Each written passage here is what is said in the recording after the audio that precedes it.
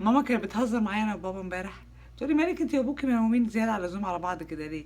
خارجين كتير، بتتكلموا بتلتوا كتير، بتقروا مع بعض كتير. الله يرحم السنه اللي فاتت، ماما صلى على النبي، هدي النفوس. لا يا حبيبتي، انا معايا في المذكرات، المذكرات دليل مادي. السنه اللي فاتت كنت زعلانه من ابوكي، ايه اللي حصل بقى؟ سيبها بقى شويه يا محمد عشان نقعد مع بعض، بتهدي النفوس.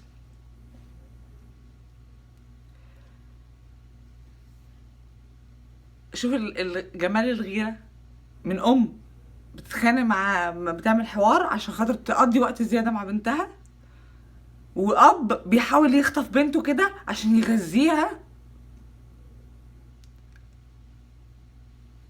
كل حاجة في الدنيا في الوقت اللي هو لسه قاعد فيه معاهم. كل ده بقى أنا يعني ما خدتش بالي منه غير خبطة. عارفين لما في قطر يخبطك في دماغك فجأة؟ بيوجع. ده كنز، الناس دي كنز. اللي هو انا مش ولا حاجه، انا بجد ولا اي حاجه من غيرهم. ما كنتش واخده بالي اصلا من كده. يعني عشت سنين طويله، الحمد لله بحبهم، بموت فيهم وراضيين عني وانا راضيه عنهم وكده، بس برضو مش واخده بالي من اهميه الكنز ده. دي اغلى حاجه هتجيلك في حياتك كلها، في حياتك كلها، في حياتك كلها. امينت اللي بيفهموا لغه عربي وبالوالدين احسانا. يعني ايه حرف الواو؟ اللي معاه دكتوراه في اللينجويستيك، بابا انا ممكن اكلم بابا. حرف الواو، انا العربي بتاعي وحاسه ان حرف الواو ده يتحط تحتيه مليون خط، وبالوالدين احسانا.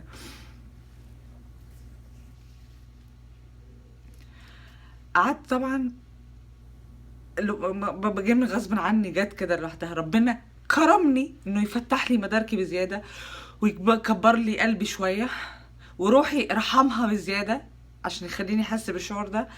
افتكر كل لحظه عدت في حياتي انا راضيه او مش راضيه فيها عنهم، وهم عملوا مني ايه. اكتشفت ان الحاجات اللي كنت زعلانه بزياده منها، المذكرات اللي ماما كانت كاتباها دي، ما هي زعلانه من ابوها عشان مش عارفه ايه، اكتر حاجات فادتني. فجالي بقى شعور رعب، يا دي النيله. انا الفتره دي فعلا كنت زعلانه منه. كان عندي مطعم وهو بيعمل حاجه وانا بعمل حاجه، ومش سايبني اعمل اللي انا عايزاه، وديكتاتور كده في في تفكيره، وبابا.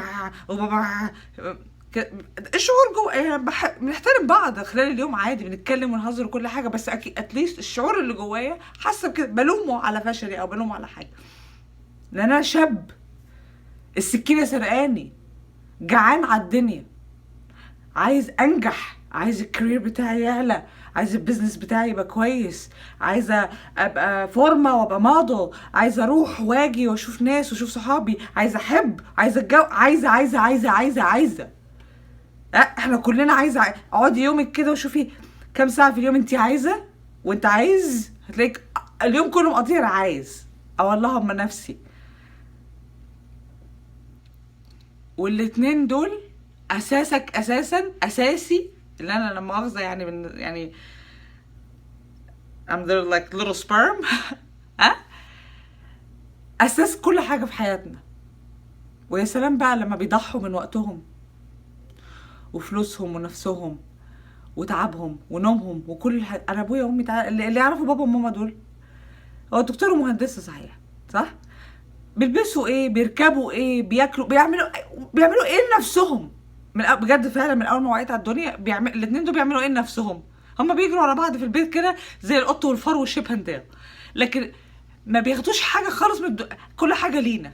العربية، يلا احسن عربيه، احسن لبس، احسن سفر، احسن كده، ولادي ولادي ولادي ولادي ولادي ولادي ولادي. ما بيطلعش يقعد يشرب كوبايه قهوه اصلا مع اصحابه، ولا بيسيب البيت، ولا لا خلاص أنا الوقت اللي انا فاضي فيه ولادي.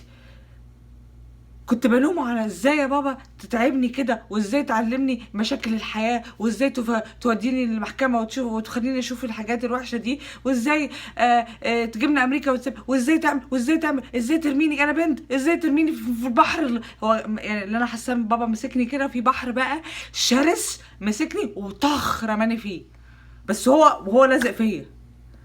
فكنت بلومه على كده. فاتاري اللي هو عمله ده خلق الشخصيه دي اللي واقفه قدامكم. طبعا بوجود ماما. ماما دي حاجه تانية خالص، ماما دي راجل لوحدها، جيش لوحده ماما دي، ما شاء الله. فاللي انا الحاجه الوحيده اللي خايفه منها في حياتي ان انا اللحظات الجايه من اللحظه دي لغايه ان شاء الله كده، ما اكونش بديهم حقهم. ومهما عملت مش هديهم حقهم كفايه. هم راضيين جدا الحمد لله، وبيقول لك لا ده انت بنتايلك قد كده وصعبان علينا ومش عارفه ايه. بس برضو لسه احس ان لا، لسه ما مش عارفه. واه، ليه واو؟ ليه حرف الواو في الايه؟ اوكي. في صحابي لما بيحكوا لي على اللوسز اللي مروا بيها، الله يرحم اهاليهم، برضو ما كنتش حاسه. فربنا اداني فرصه كبيره قوي قوي قوي دلوقتي ان انا احس بالكنز ده. ف I wanna remind you، عايزه افكرك او افكرك واحنا داخلين رمضان اهو.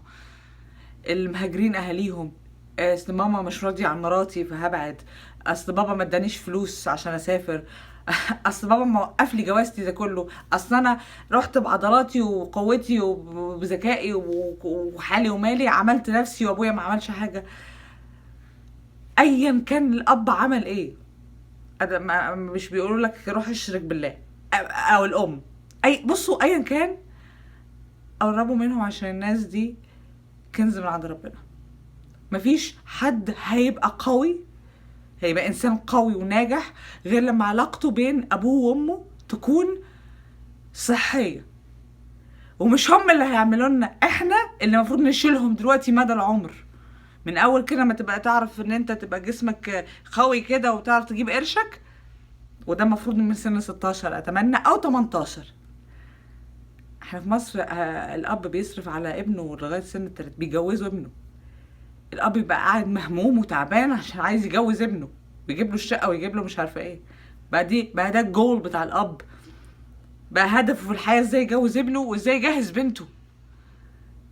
بدل المفروض احنا هدفنا في الحياه ازاي نشيل الناس دي على راسنا ونعتمد على نفسنا.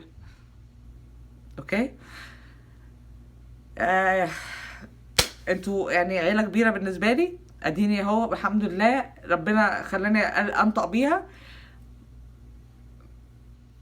الحق اعمل الواجب مع الناس دي وخد ثواب فيهم، واعرف يعني ايه وبالوالدين احسان.